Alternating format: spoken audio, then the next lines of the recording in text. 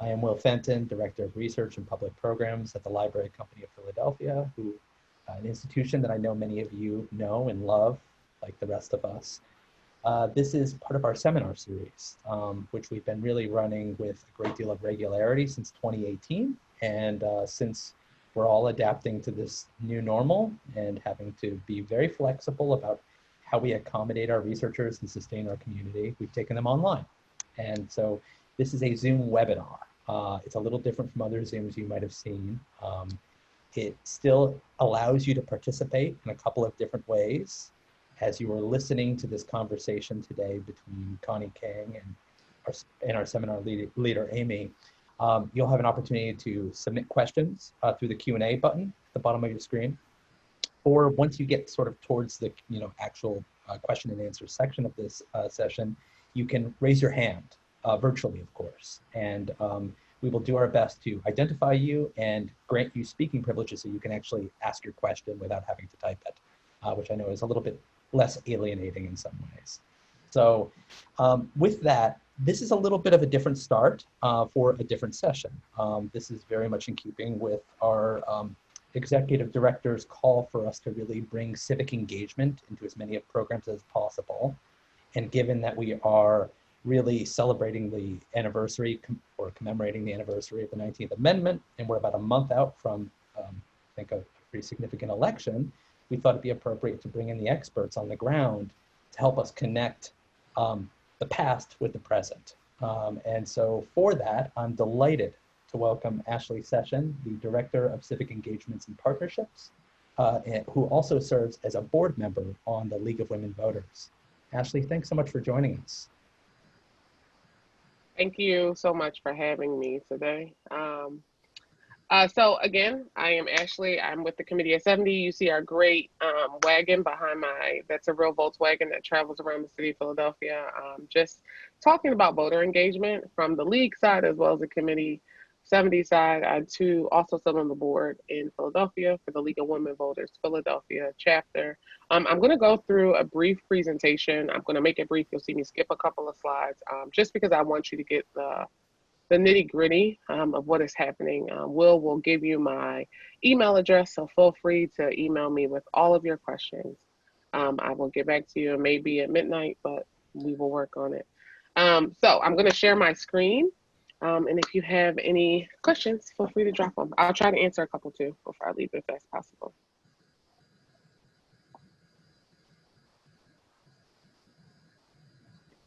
I'm going to present. All right. So with the Committee of 70 and the League of Women Voters, we kind of do this jointly. The League of Women Voters, as you know, is a nonpartisan organization. So we just are very much engaged in like the right to vote. Like, what does voter education look like? How do we protect the right to vote? How do we make sure that there are free and fair elections, no matter the size of the political spectrum that you fall on? And we want to ensure that that there's a transparent government and that there's good government happening with the League and also with the Committee of 70. So you won't learn all of this today, but we'll talk about ballot, tools for learning about voting by mail, and how to cast your vote. All of these things are possible because of people like the one you see on the screen, Carrie Chapman Catt, who is the founder of the League of Women Voters. She really fought in the 1920s and before, right, to ensure that women across all spectrums had the right to vote and that they were seen as valuable voices in their respective communities. Now, this goes without saying that not all women were afforded the right to vote. Women that look like me wouldn't get that right until about 50 years later, when events like this took place and different groups had to walk and march and fight to ensure that women of color, African-American women specifically, although they were helping in the suffragist movement, you'll see a lot of labor movements that also sprung up in the 19th century with African-American women who were trying to walk with and march with the suffragist movement and were sometimes excluded. But 50 years later, we were allowed to vote in our own right. And so women across from then and into now are still being able to vote. And some of the work that we do at the League right now is addressing like what is happening between the Black women's liberation movement, right, and the suffragist movement and the white woman suffragist movement, and how do we kind of make sure that those things overlap, and how do we ensure that that voting is equal across the board, no matter the community you come from. So quickly, you guys know we're in a pandemic, and we just want to make sure that everybody can vote smartly. At the beginning of this year, we talked about voting by mail intentionally, but we want to make sure that people just choose their path, right? We understand that there is some real fear and some real kind of apprehension around voting by mail, using the postal service, and I believe that counties across the state of Pennsylvania specifically are doing the work to ensure that there are other avenues and opportunities for people to vote, right? So you don't want to put it in the mail, you can go to a drop box location or a satellite office location to put your ballot in. But there are also provisions that were passed down by the Supreme Court, right? The Pennsylvania Supreme Court 2 weeks ago. So you want to ensure that your ballot is received by 8 p.m. on election day or postmarked by November the 3rd and received by your election office on November the 6th. So say you get your ballot a little late, but you want to put it in the mail on November 3rd. As long as it's postmarked, it gets to the election office on November 3rd. You should not have anything to worry about, but it also can be completed. Like if you get it in at home, you can take it to a satellite election office, right? So you can still receive it and drop it off. Please keep in mind that, and I'm spending some time on this slide because I'm gonna bounce through some other ones. Keep in mind that the ballot that you receive, if you still are uncomfortable, you can spoil your ballot, but we'll talk about that really quickly a little bit later. All right. So we do have some concerns. These are some important dates that we want folks to focus on. Last day to register here in the state of Pennsylvania is October 19th. Last day to apply for a mail-in ballot is the 27th. And then, of course, the general election, as was noted, is 34 days away. So a little over a month. So we're talking about flattening the curve. This is our cool, geeky, political flatten the curve. If you want to vote by mail, we're asking that you apply now. Please do not wait until the uptick that will happen in the next couple of weeks. If you've already applied to vote by mail, you should start to receive them in 10 to 14 days. I know a couple of people have gotten notices that they'll receive their ballot soon.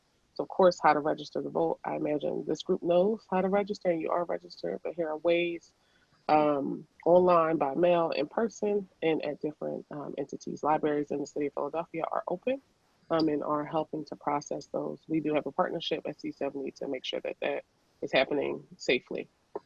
So here's one of the top pieces I want to talk about. So 3 myths about vote by mail. Myth 1, voting by mail will lead to voter fraud. So extensive research has found that voter fraud is extremely rare. So in Oregon, they've been voting primarily by mail since the year 2000, right? That sounds crazy. But 20 years and over 100 million ballots have been cast and about a dozen have been found to be fraudulent, just 12, right? It's actually impossible, and I'll go through how impossible it is to actually commit fraud. You have to do a lot of work to do it, trust me. Okay, so you're worried that your ballot won't be counted in time, or in time to us is election night. It won't. Not here in the state of Pennsylvania. We cannot touch the ballots until 7 a.m. on election day, which means you can't even organize them, right? So they're sitting in these big barrels as they come in from the mail, and they're just sitting until 7 a.m. on election day. So expect to not receive the mail-in ballot information on election night. You will not. It's not our traditional night. Expect to be for it to at least be a week. You will receive the polling location information though, because those are machines. And you'll get that information that night, and that stuff is reported. But if you want to mail in my ballot increases the risk, there is a unique barcode that is attached to every single voter. Once you have that barcode attached to you, nobody will ever be able to mail your ballot back and say that it was you, because the barcode is on every piece of paper. All right, so again, if you want to check the status, if you've already applied, votespa.com/mail ballot status. If you're not in the state of Pennsylvania, you can also check with your local county officials, and they'll be able to do this as well. Vote by mail gives one party an unfair advantage. The truth, voting by mail does not offer any party an advantage, but what it has been shown is to increase voter turnout. We still are in the midst of a pandemic, as much as it feels like outside is opening up, and we still want to be vigilant about making sure that we are all kept healthy and safe. So if you're okay and you feel like when you go to sleep on November 3rd, you know that your ballot is in safe hands and you are okay by voting by mail, please do so. Please give up your spot. We're asking people to give up their spot in line, and shorten the lines to ensure that other people who aren't sure, and it usually is a breakdown around racial groups who don't trust systems and don't believe it, just get out of line so that they can be a little bit more at ease. And of course, applying online. One good thing I do want to point out, if you talk to your friends and family, finally, if people don't have a license or ID, they can finally apply online with just the last 4 digits of their social security number.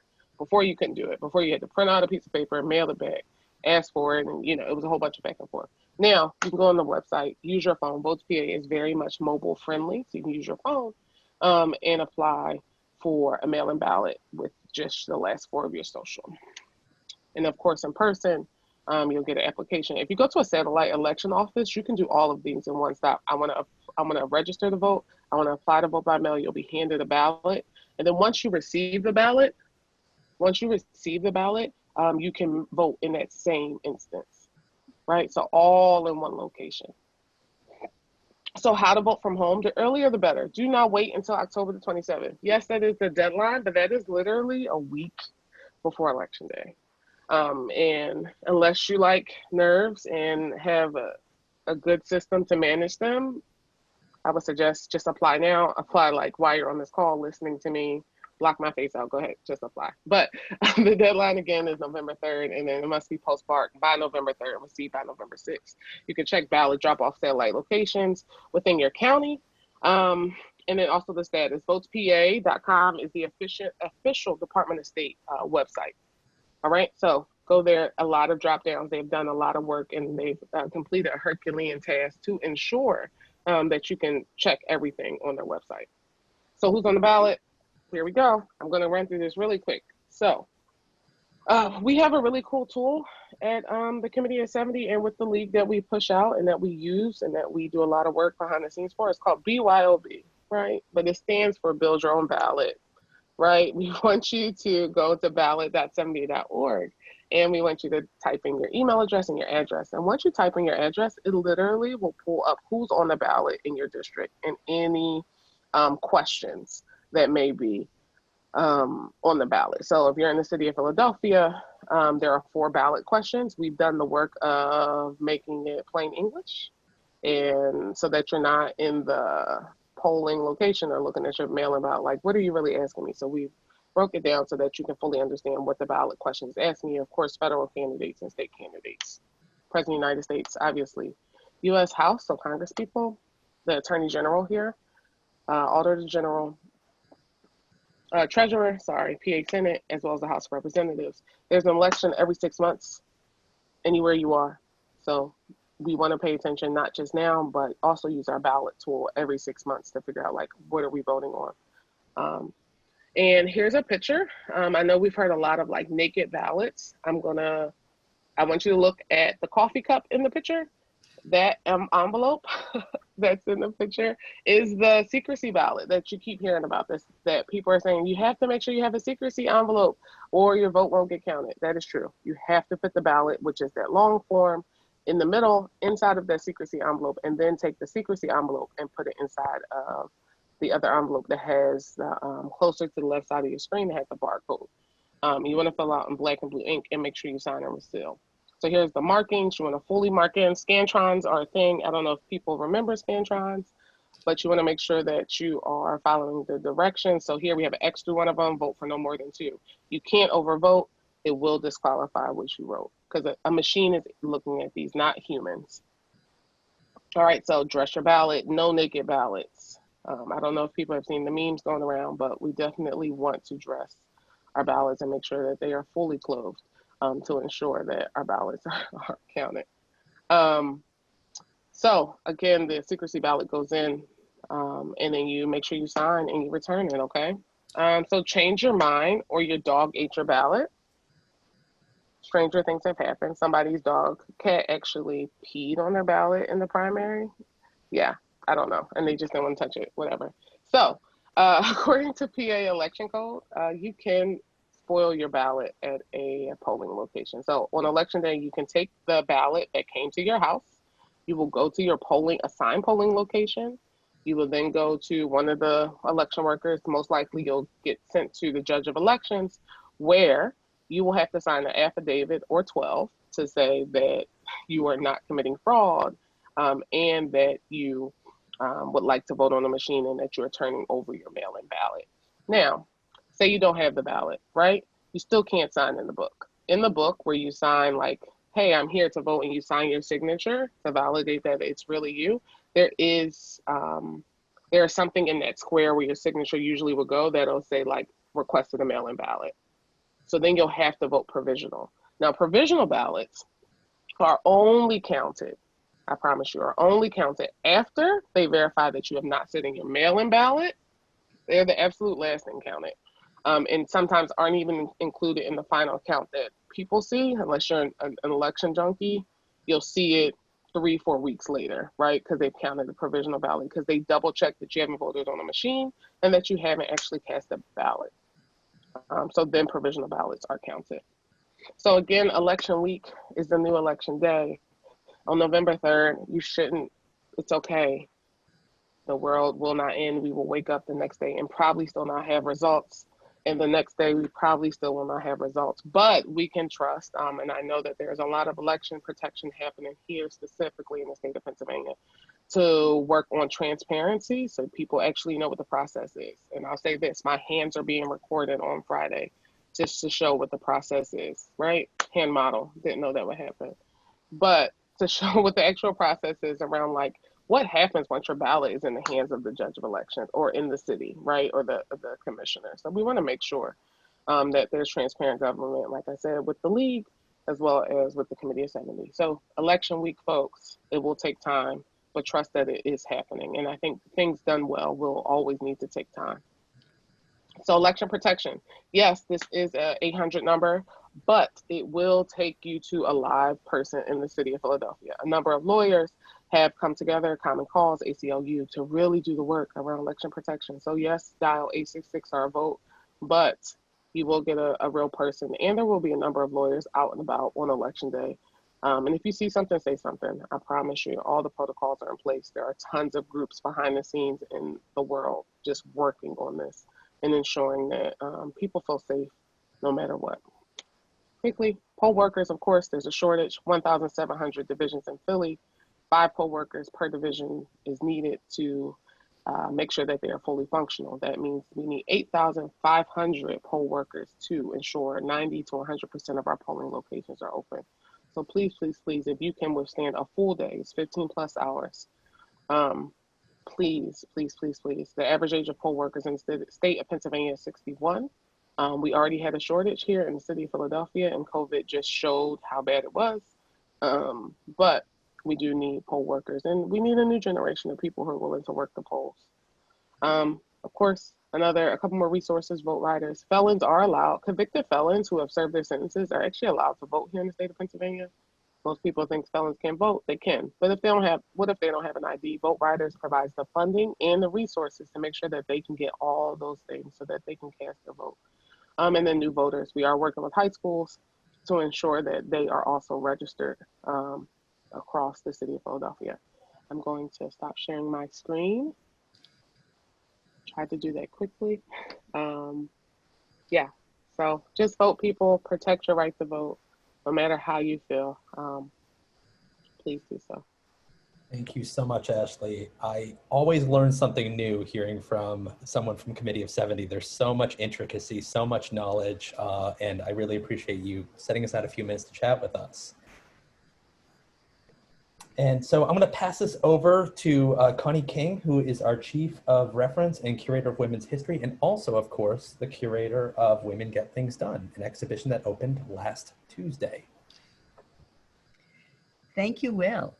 And thank you, Ashley, although I think she's on to her next event for the evening. And we may see her again. She said she might come back if she has a chance on her phone. I know the League of Women Voters and the Committee of 70 are 2 of my favorite organizations. So I'm really grateful that we had a chance to hear from her about them.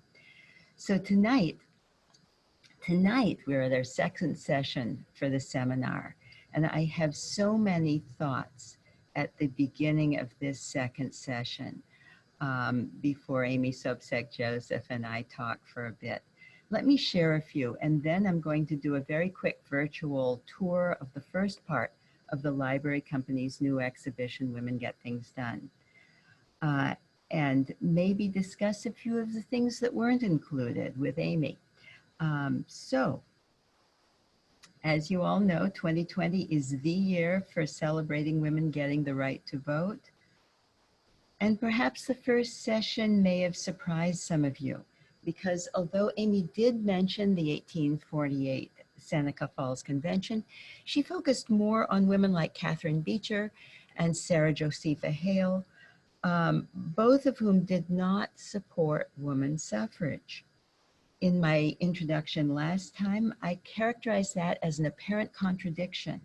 Sarah Hale, who's someone Amy Sopcak Joseph has studied a great deal, was very pro-woman. She was an enthusiastic booster of women's achievements, and she published many profiles of successful women in the pages of Godey's Ladies' Book, which she edited.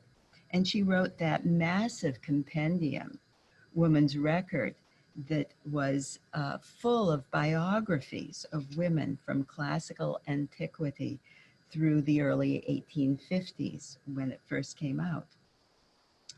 But as Amy showed, in addition to shaping opinion, Beecher and Hale also reflected a very pervasive worldview that was in keeping with Christian notions of what women's roles were. Large numbers of American women agreed that politics and government were what men did, and women, although they had many strengths and capabilities, should leave the voting to them. As Amy said, in Hale's and Beecher's opinion, women were just as important and powerful as men, but suited for different areas of activity. I think this part of 19th century has some resonance today, although women's right to vote generally is not questioned. Today, large numbers of women consider the very prominent women in politics to be out of place. And many people have varying degrees of bias against women's participation in traditional politics.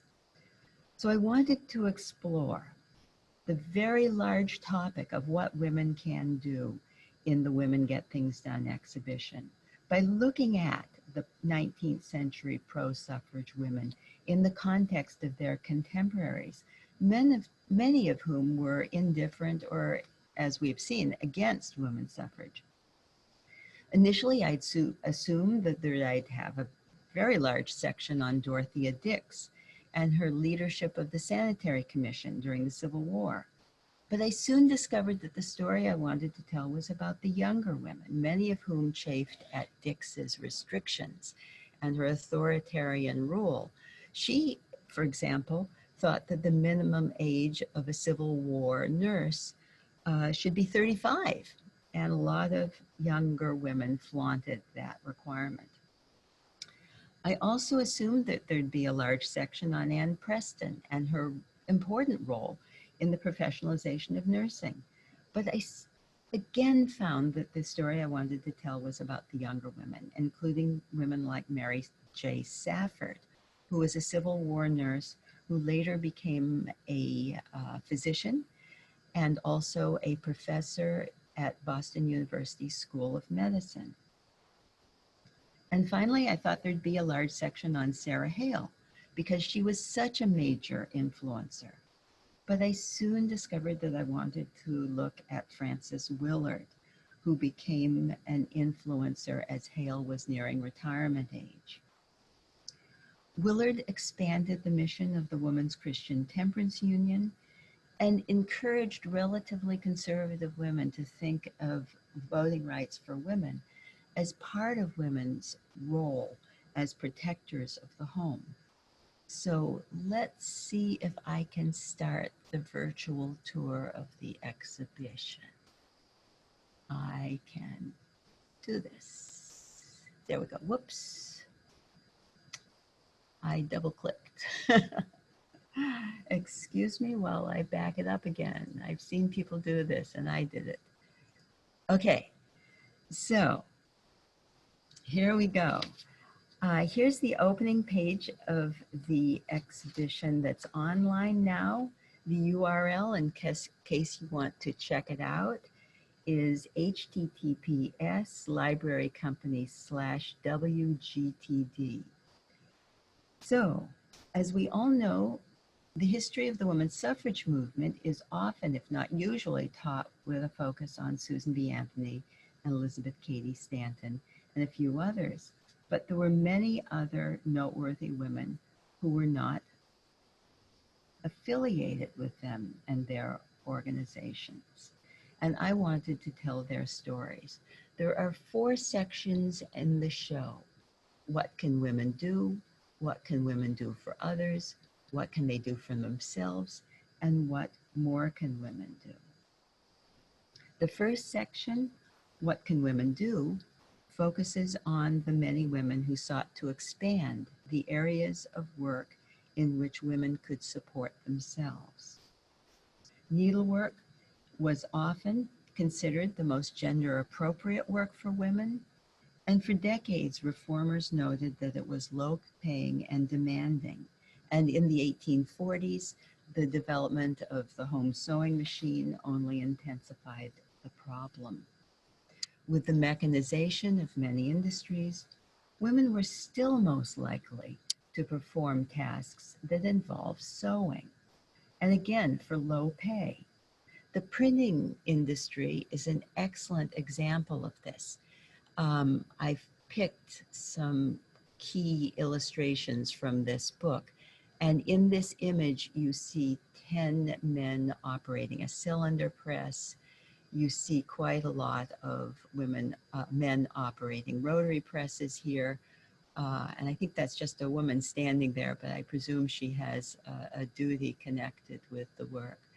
And then here you see a whole bank of women, their backs to us, who are sewing book bindings.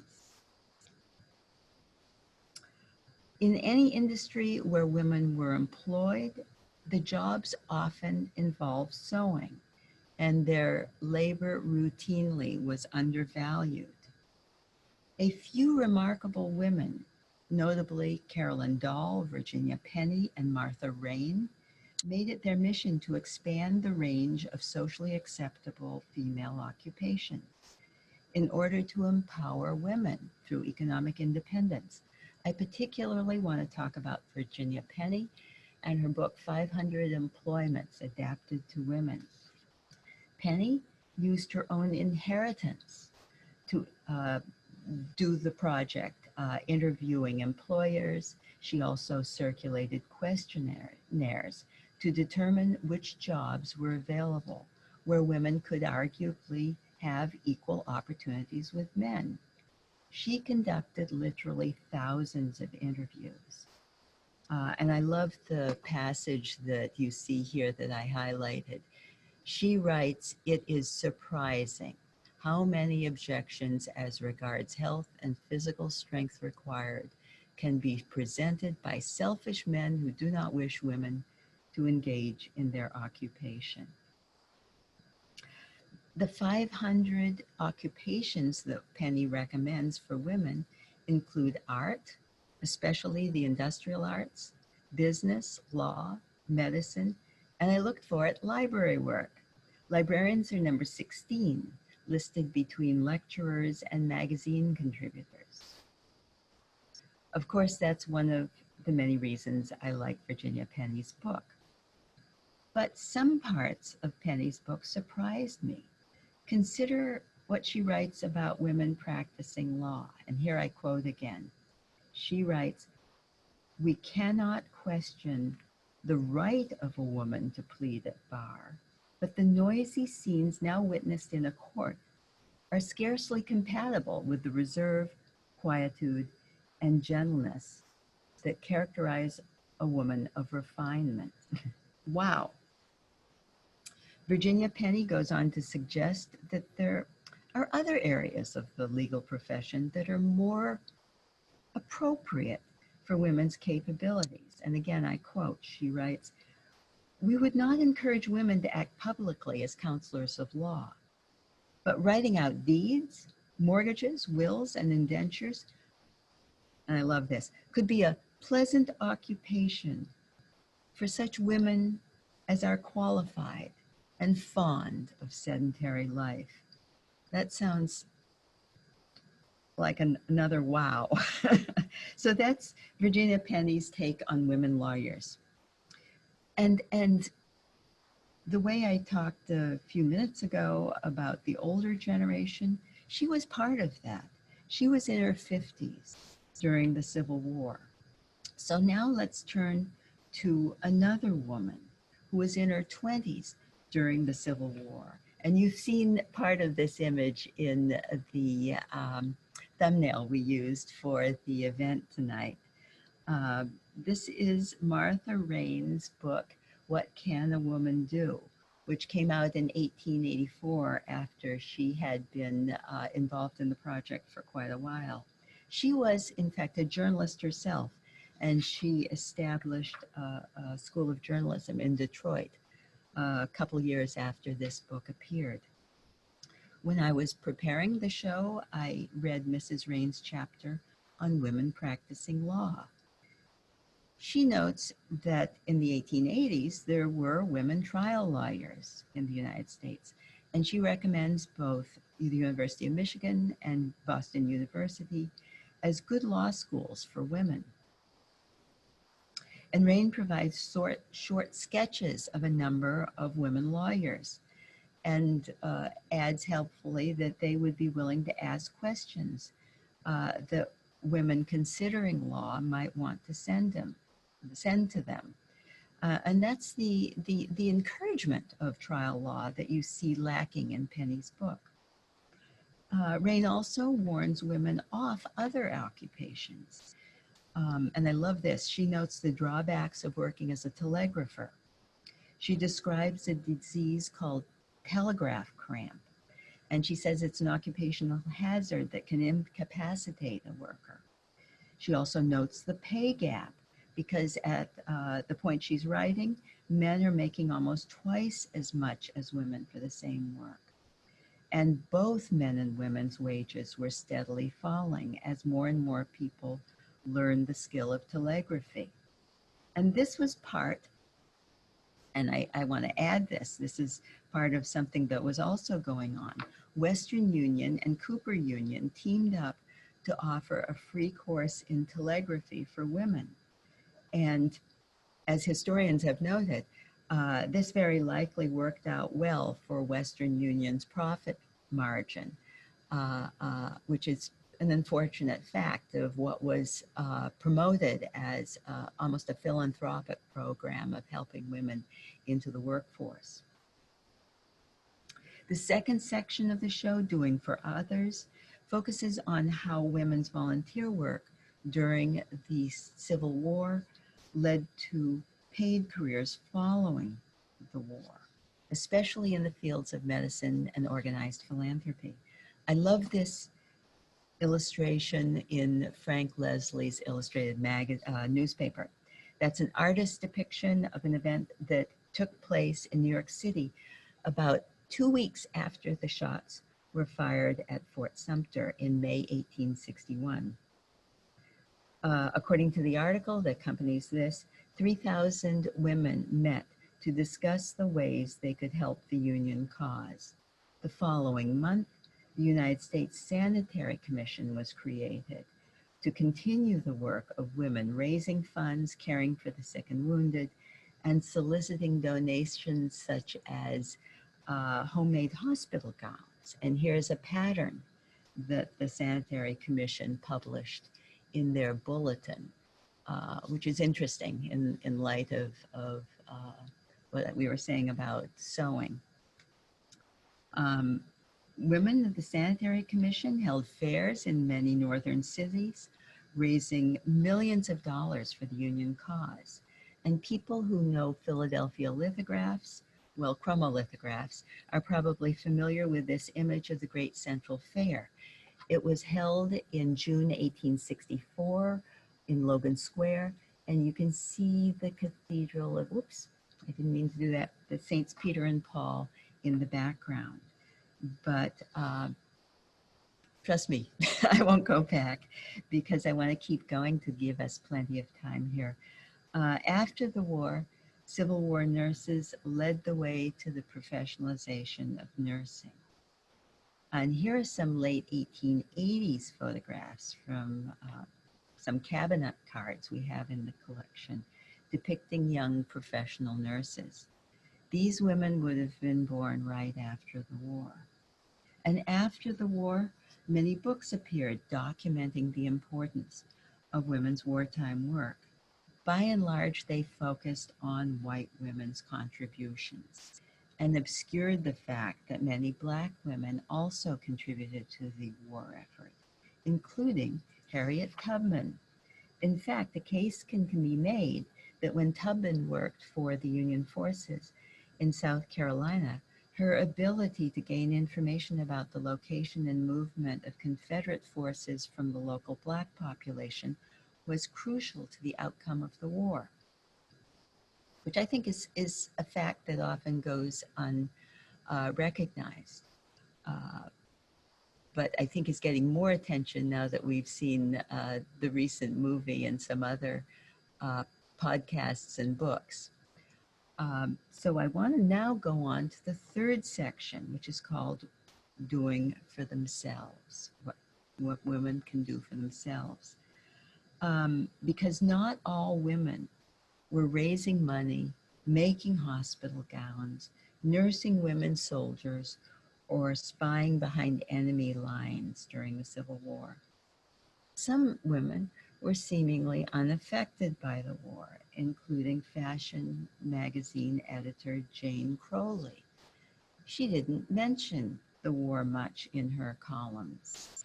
For Jane Crowley, what prompted her to activism occurred much later, in 1868, when the New York Press Club included women journalists from a dinner the club held to honor Charles Dickens.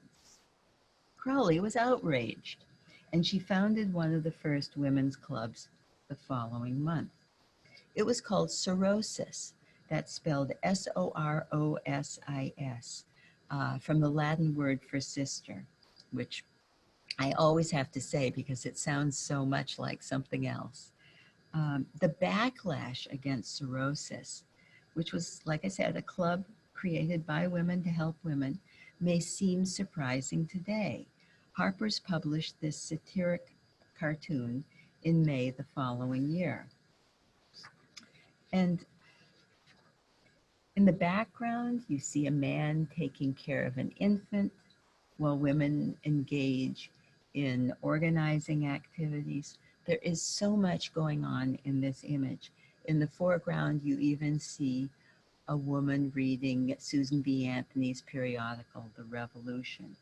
And the first issue of that came out in January 1868. So these two things are happening around the same time. By the way, this woman reading The Revolution is not fair to the women of Cirrhosis because Crowley and other Cirrhosis members distanced themselves from the contemporaneous women's rights movement, judging it too bold and unfeminine. I've given this image a lot of thought, and I have a hunch, which I'll probably never be able to verify. I think that Crowley's indignation about not being allowed to attend that press dinner the previous year probably made a lasting impression on some of her male fellow journalists, and by extension made the women's club she founded or helped found it a target for their ridicule. I say that because there was so much backlash in 19th century periodicals against women's rights activists generally. However, from its origin in the late 1860s, the Women's Club movement, and that's what it's called today, looking backwards, it grew exponentially. And Crowley wrote the book, quite literally, 1,000+ pages, detailing the history of the many clubs in cities and municipalities all across the country that grew up in the years after the beginnings in 1868.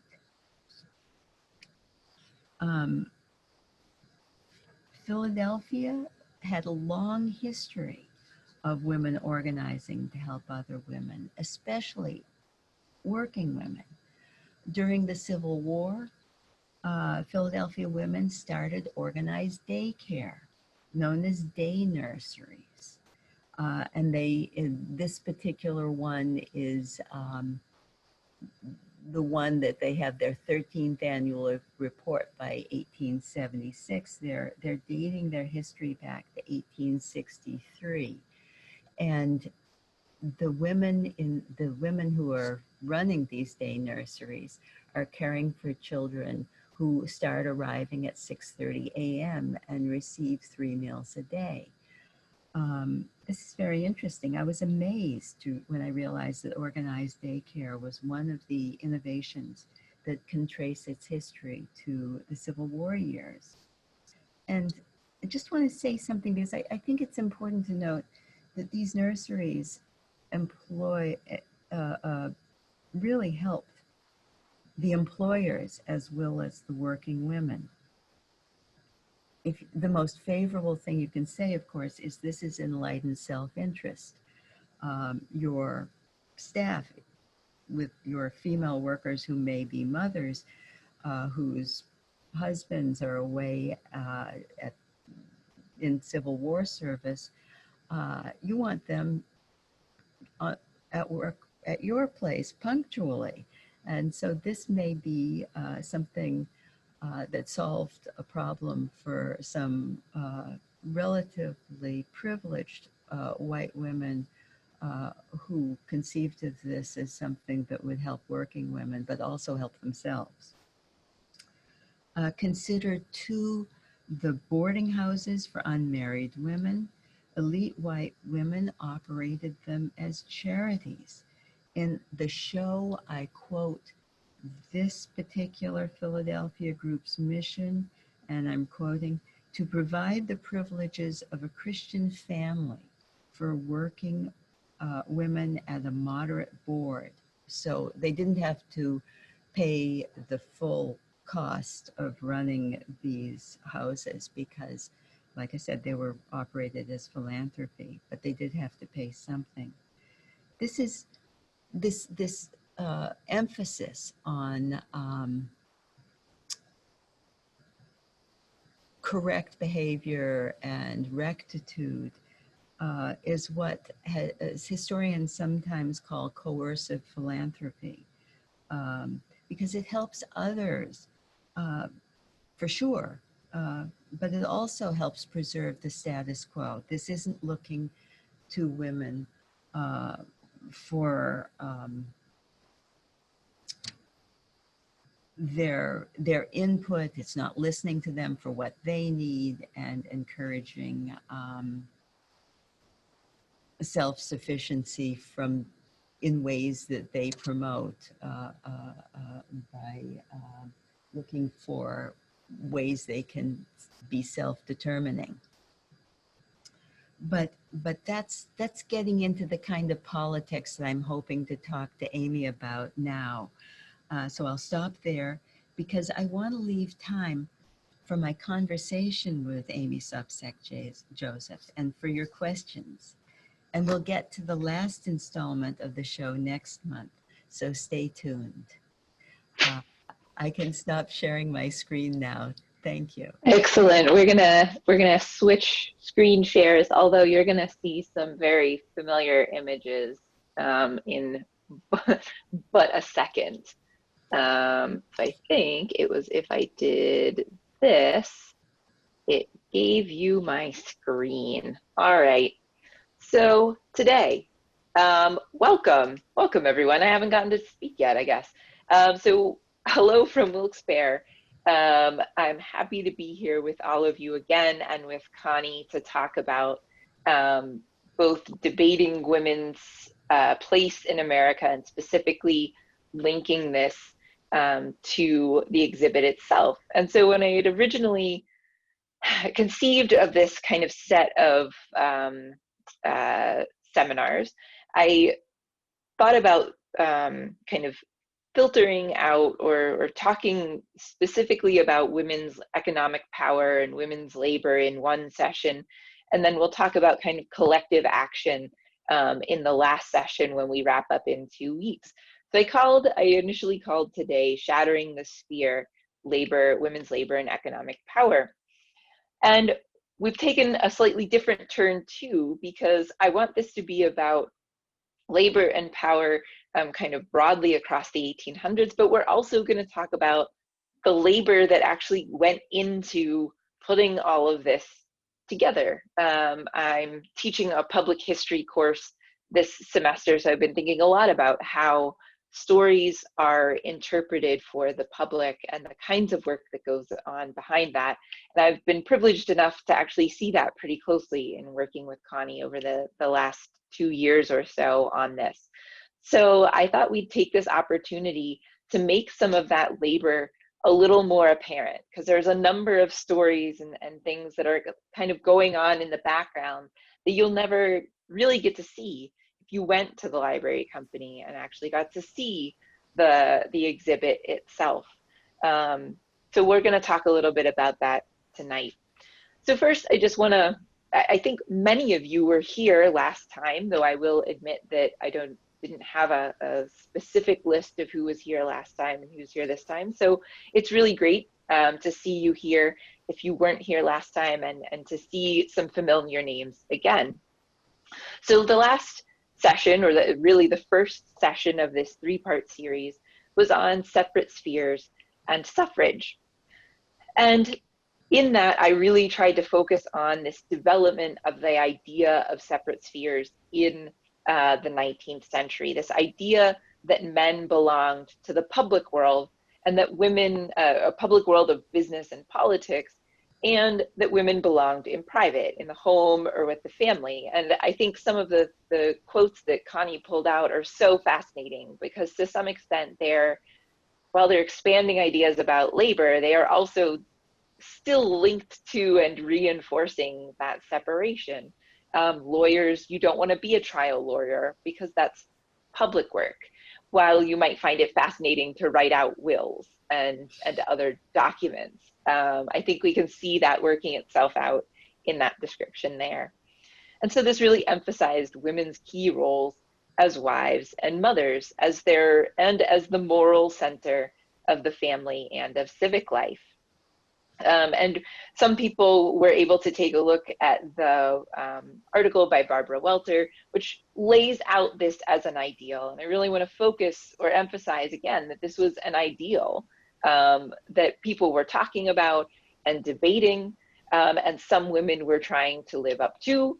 But of course, there were also many, many women who couldn't live up to this ideal, and many women who disagreed about what exactly went into this ideal overall. And so that's a large part of what I talked about last time. And for this day, or for this session, I thought it would be fun to play on this idea of the sphere and how it's being shattered to some extent by these 2 decades, the 1860s and the 1870s, as we see many, many women taking up employment and to some extent already moving out of that sphere they had just been put into. But in a couple of brief comments before I talk to Connie, I want to emphasize that it's not so much that women needed to shatter this sphere in the 1860s and 70s. The sphere was never whole to begin with. These ideas, this ideal for the middle class, applied to women who were trying to achieve a socioeconomic status, but there were many, many women who had been laboring in employment outside of their homes before or as this ideal is taking shape. And women would continue to perform labor well into the 1860s and 1870s, and as we are aware, continue to perform labor today, since I'm speaking to you after putting in a full day at Wilkes University myself. So colonial women, I want to step back for a second, because colonial women did plenty of labor. They were economic engines within their families, really. They didn't sit around in their homes waiting for their husbands to bring in the harvest. Colonial women performed essential labor for the family, whether they were on farms or whether they were in the shops of craftsmen. They raised animals and plants. They dealt with providing food. They made items that were essential to the home, like candles and cloth, and then made those things into clothing. Colonial women had and raised large families. They tended to have larger families than their later counterparts, but they also lost more children to things like miscarriages, stillbirths, and early childhood illnesses. Childhood as a concept did not quite exist in the way that we think about it. Children weren't doted on in the same kind of way, but women were there to provide this support and try to produce additional labor for their families. And it's not until the 1800s, with industrialization and the development of this middle class, that we see these new expectations developing, which specifically downplay the labor aspect of domestic labor.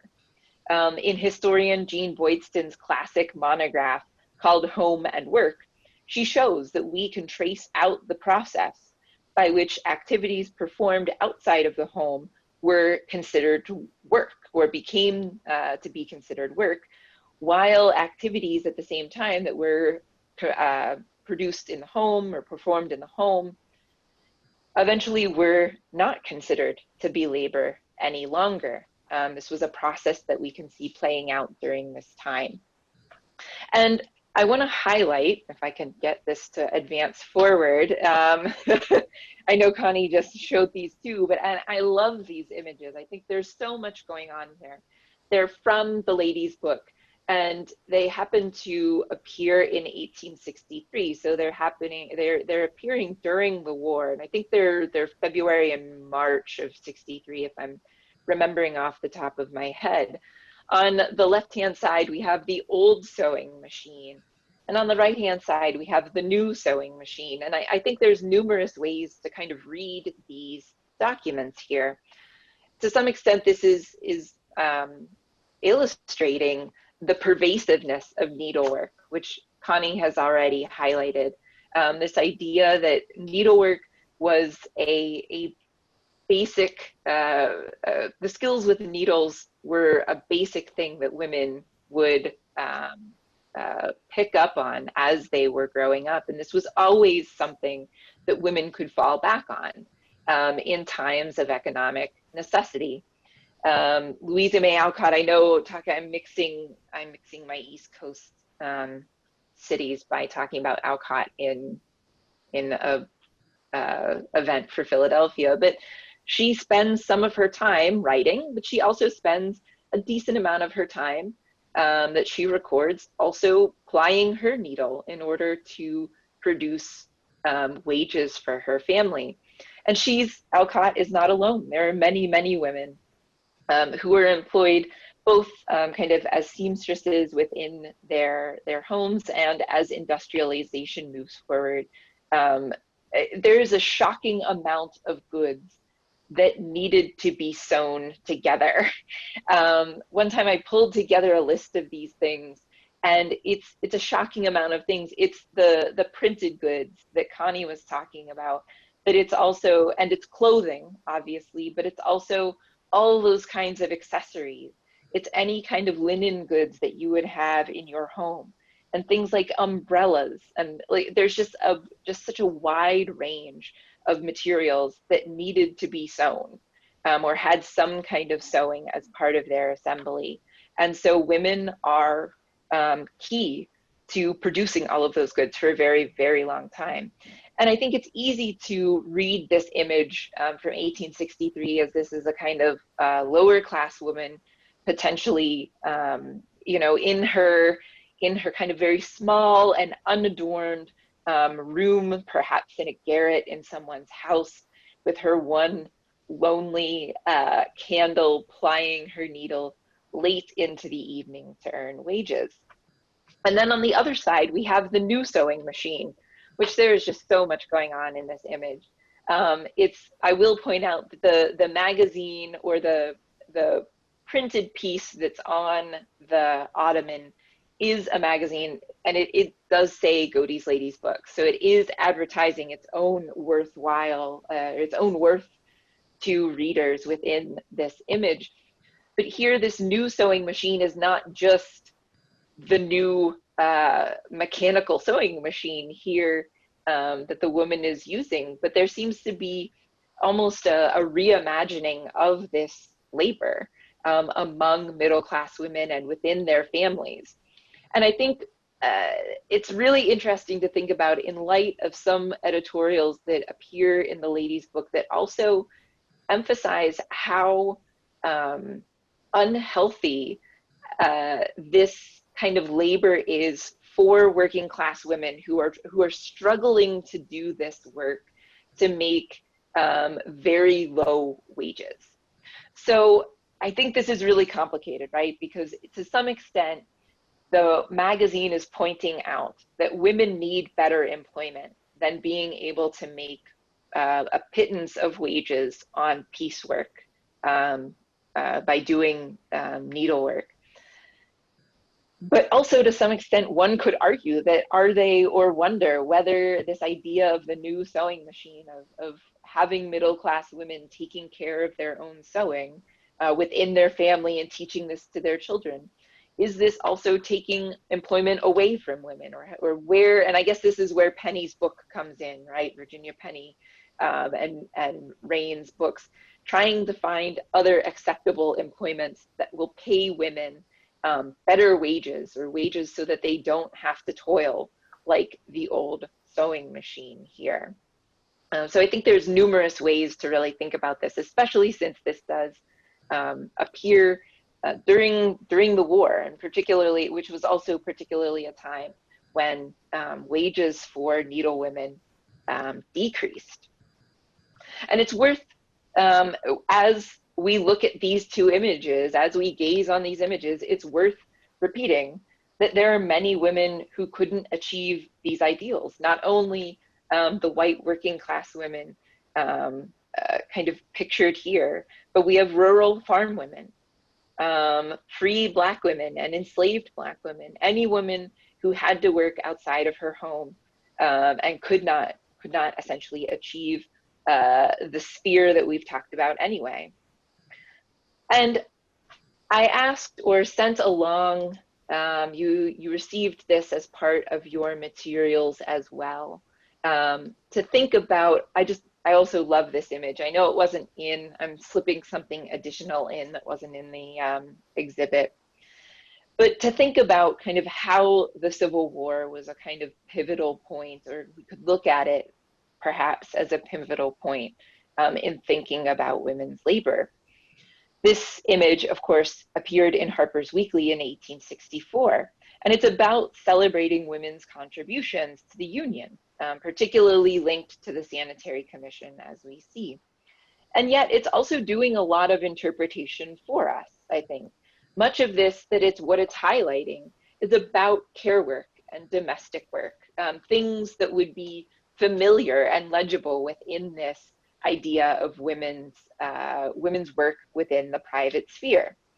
And even though sometimes this might be located on the battlefield, as it is in the upper left-hand corner, a lot of these scenes are harken back to domestic scenes. The woman sewing while they're together in a group in the lower left-hand corner.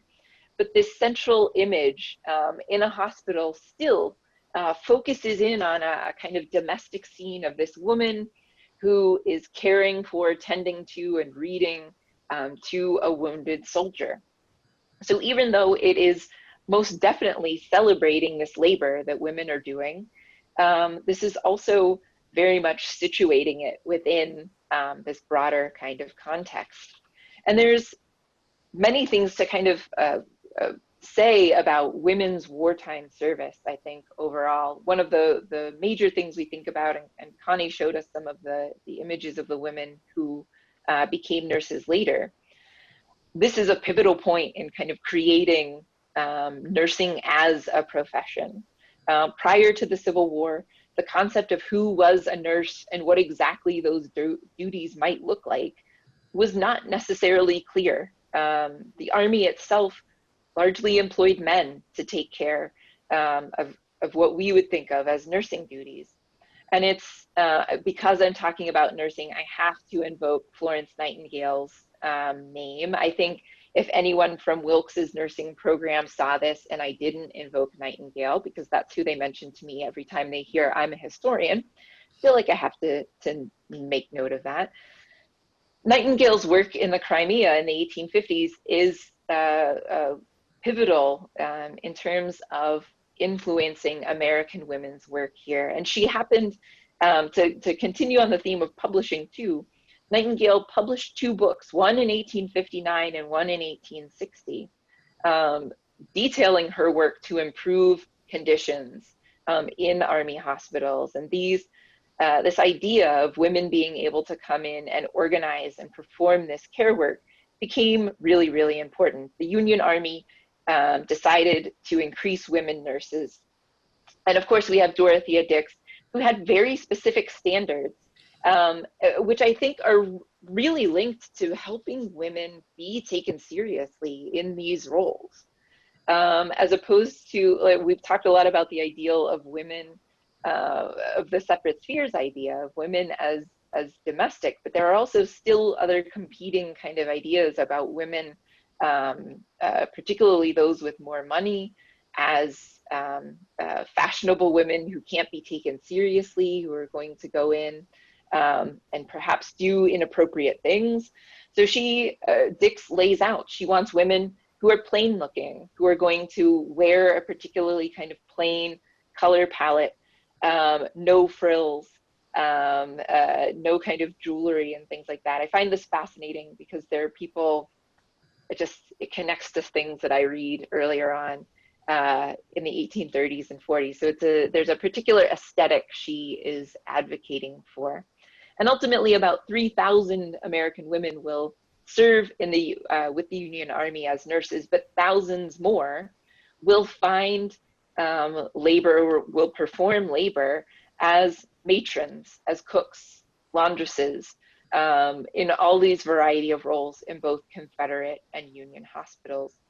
And I don't think we really thought about this so much, but it's something I'm picking up on, is this connection to publishing, authorship, and editorship that we're seeing.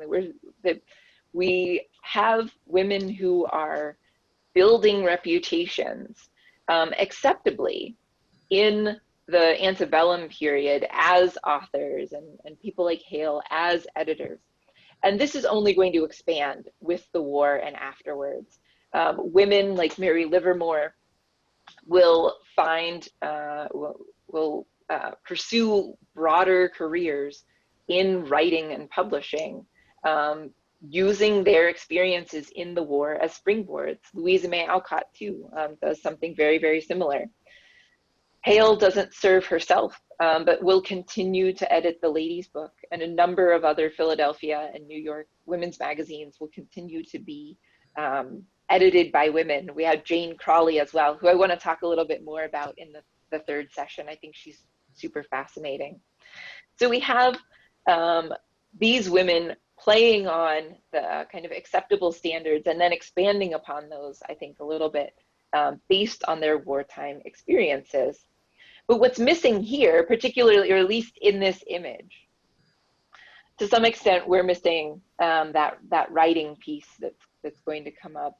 But we're also not seeing the elements of labor that were performed on Southern plantations and continue to be performed in the South before and after the war. And here I want to point to the Volja Glimpse study called Out of the House of Bondage, which is a really fascinating study that examines the activities of white Southern women who enslaved Black women and the power dynamics between those two. Her book, Dr. Glimph's book, is really about the labor performed in these agricultural areas. And she talks about these power dynamics between Black women and white women prior to the war as well as afterwards. Dr. Glimph challenges the idea that white women and Black women could find some kind of solidarity both as victims of patriarchal authority in agricultural households. Rather, white women wielded their own power over Black women, the Black women who they enslaved, and she traces out how those power dynamics changed with emancipation and in the years after the war. So this includes things like some Black women choosing not to engage in domestic service any longer, while others tried to control or exert more control over their own labor and the labor of their families, particularly of their children. So we have a variety of kind of pieces here to think about in terms of work.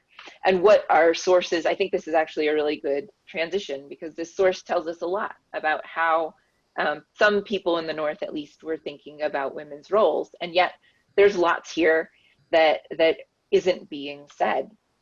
And so this is where I want to turn to Connie for a little bit because I want to talk to her about a couple of things. So I want to start with this question of women get things done in this time period of 1860 to 1880, because this is a really specific time period for the exhibit.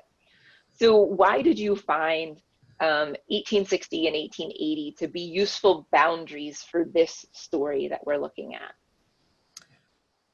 I think they were hard boundaries to keep, but I looked at the 1850s and I thought two things, that it often is the focus, the years leading up to the Civil War, it gets a lot of attention and appropriately so.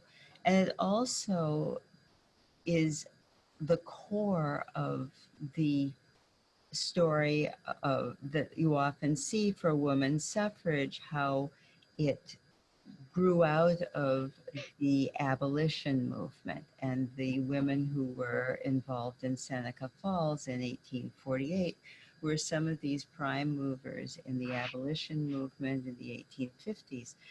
And it gives you a sense that this was a trajectory that continued and forms, a narrative.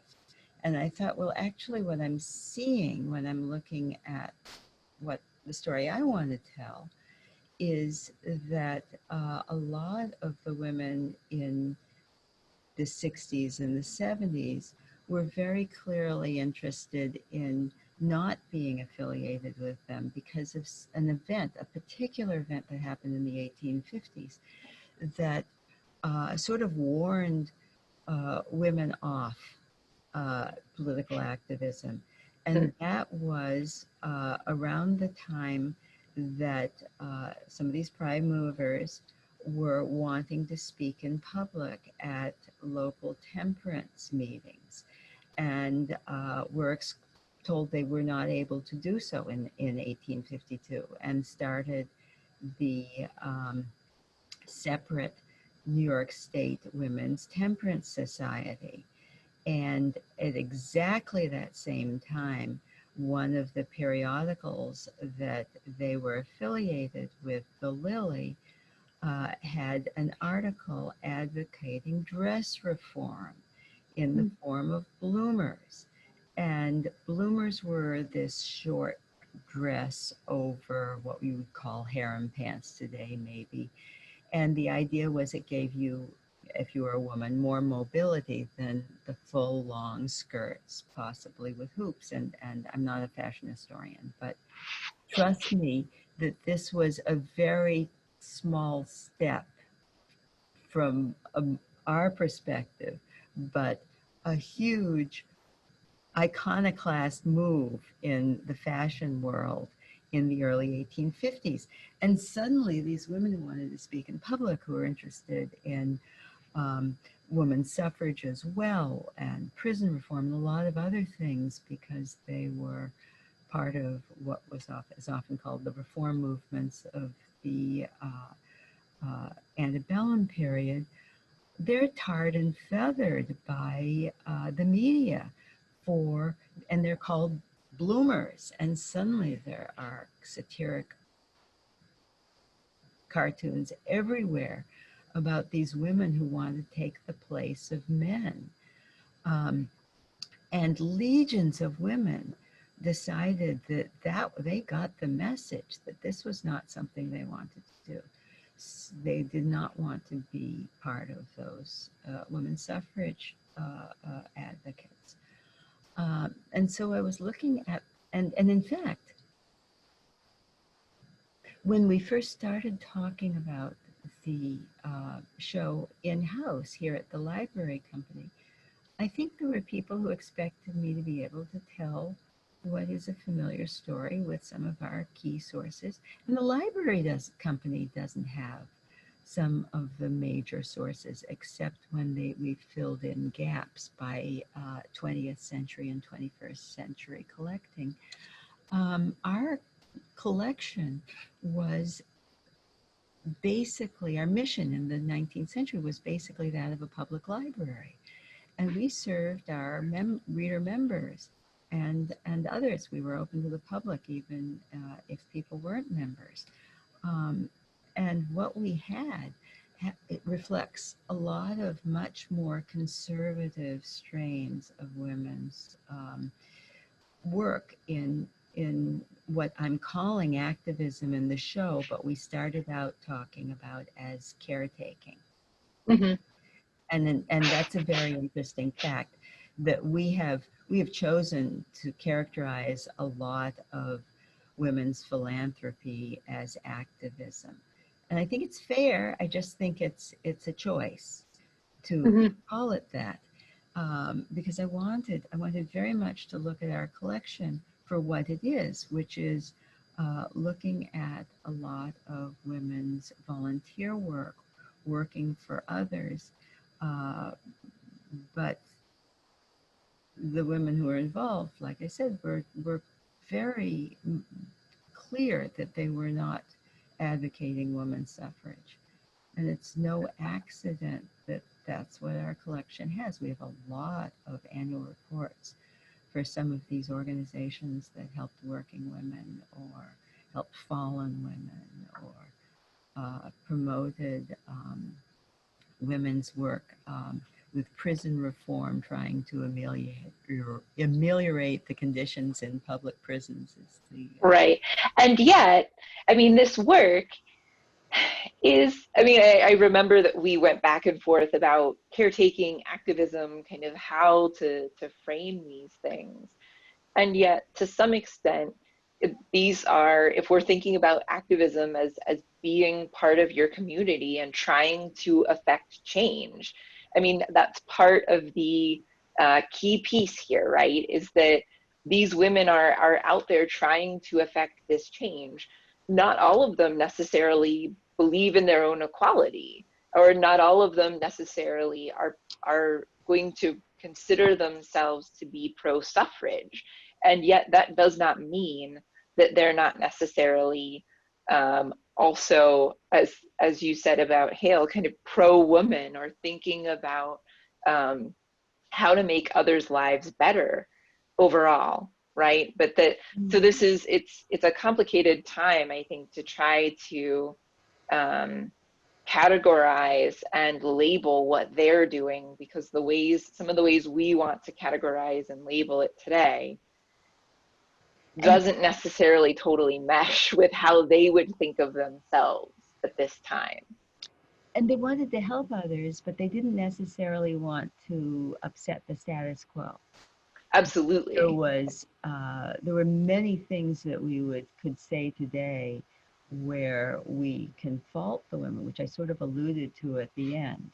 They were helping women, but they weren't destabilizing their own positions as privileged white women who benefited, well, first of all, from being white. Second of all, even if they didn't have financial resources, they almost certainly, some of these women who are involved in organizations and to help others, uh, they were affiliated with men, typically a husband who had money and power, or they had family wealth, like Louisa Schuyler. I don't see them. I see a lot of attitudes that we would fault today, from our present perspective, where they thought they were superior. And we'll see this again next session. Right. Absolutely. Because they were privileged, and they thought the privileges perhaps they deserved them, as opposed to them having been sort of an accident of birth, that they were native born, English speaking, able-bodied white women of privilege. And they you don't see anybody saying we need to change the power dynamics in radical ways. So that's the really key part of what I wanted to say. And I want to honor these women for who they are, because I think they were very, very righteous in their commitment to their organizations and to their beliefs. But I think they also had the Achilles heel that we can identify so readily today as we're reckoning with a lot of things like how racism pervades systems. Absolutely, it's absolutely resonant, I think, with kind of what we're thinking about today in terms of structures and activism as well.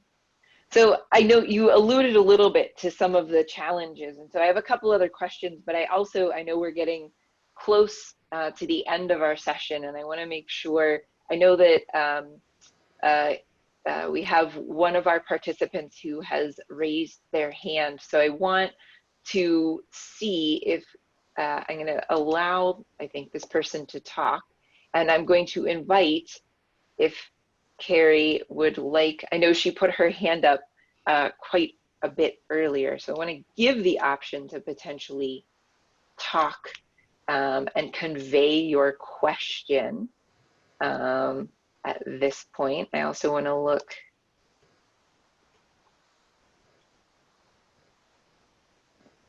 Let's see, what are my other options? Yes.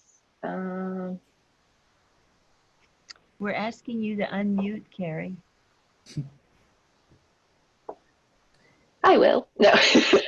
I know she put her hand up earlier, so it might have passed at this point. And I want to acknowledge we got two other kind of questions and comments. Stephen has commented usefully on how this kind of pervasiveness of women's sewing provides context for how there could be so many women surgeons in later 19th century Philadelphia. It'd be interesting to see, Connie, where that falls, or if that falls on the ranked list of other career paths in Penny or something like that. And we also have a question about the difference between suffragists and suffragettes. And there's a great National Park Service website that I usually point folks to because it really concisely kind of addresses all of this. Largely the difference is suffragist is the term that Americans are using. It's to some extent the term the British are using as well. And suffragette comes up, is used derisively in the early 1900s by the British press to diminish the work that these female protesters are undertaking to try to achieve suffrage. So for some, suffragette is going to be looked at as a derisive term. and not really embraced, particularly in the American context. Some in Britain will kind of try to turn this, use it as like turning it on its head, so we have a kind of Atlantic divide in terms of the usefulness of that. And is that the, I think Connie just dropped the link into the chat. It's always my go-to place for that description. Well, since we have a couple other questions, or a couple other minutes at least, I was also interested in hearing a little more about how you got yourself to some of the people like Frances Willard or like Safford, who are part of this story, are really important parts of this kind of longer 1860s and 70s story, but who aren't Stanton and Anthony, because Stanton and Anthony loom so large. And like you said, you know, Dorothea Dix and Hale, some of these names loom so large over this story. So how did you come to their stories as well? Well, there are many things I did. First of all, I found that my narrative wasn't working that I anticipated having. And then I did a lot of background reading, and I want to say, if you look at the introduction of the website, there's an annotated bibliography at the bottom. And so a lot of things that were sort of floating around in my mind, that got reinforced, and I was immensely aided by work by people like you, but also by people like Judy Giesberg, who wrote Civil War Sisterhood. So that really clinched my opinion that perhaps I didn't know where the story was, that Dorothea Dix wasn't working for a reason, because it was these younger, more collaborative women, and I started looking for the collaboration. And I particularly wanted to look at women who worked with other women. That was, you will, once we get to next week, you'll see that sometimes I focused on organizations that had men in them, but they get sort of, the minute it's not women working for women and together with sort of a cooperative spirit, I sort of downplay it a slight bit, the way I downplay the satiric, because what I'm looking at is women's history. And sometimes I think the William Lloyd Garrisons of the world sometimes take over the women's history. The exception I made was Garrett Smith, because he was such a wonderful advocate for his daughter wearing bloomers. And then after bloomers obviously weren't going to make it, recommending other dress reforms. I do know that one of the problems I had was that when you're doing an exhibition, it has to be visually compelling. And that's a trick when you've got a very idea-heavy, text-heavy show, to have the things that people want to see. And I started out saying no satiric images, none. And I had that went by the wayside, obviously, because I really had to take it on, you know, as a topic too, that the backlash was a huge factor in guiding whether, you know, women's decision making, whether they wanted to sign on or not to this thing that was generally perceived as radical. Right. Well, and that's, I love this story and love thinking about, you know, there are so many considerations that have to go in to putting these things together. And there are so many resources within the library company itself. And that when you get to step into this exhibit or any of the exhibits that you see there, it feels like you're getting a full story, and you are getting a really good, well-researched story. But also, there are so many other things that decisions that have to go in, and I know Will can connect to this too, since he just did an exhibit not too long ago there as well. You have to think about, how do you capture people's attention? How do you balance text and image? How do you balance what library company has and what would be great to have but isn't part of the collection necessarily, but is maybe an important part of telling the story.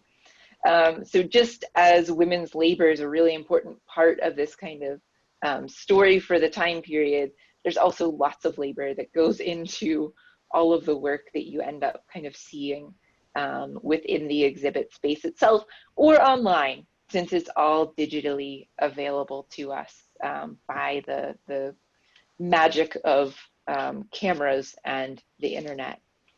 So that brings us almost just to 7 o'clock. And so next, I will see you all hopefully again in 2 weeks as we conclude our conversations. Our last piece really is going to move away from some of this individual pieces to talking about collaboration and collective work, and to muse, I think, a bit, or to think a bit about these connections to the present day as well. So thanks so much for being here tonight.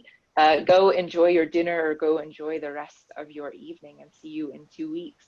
Thank you so much.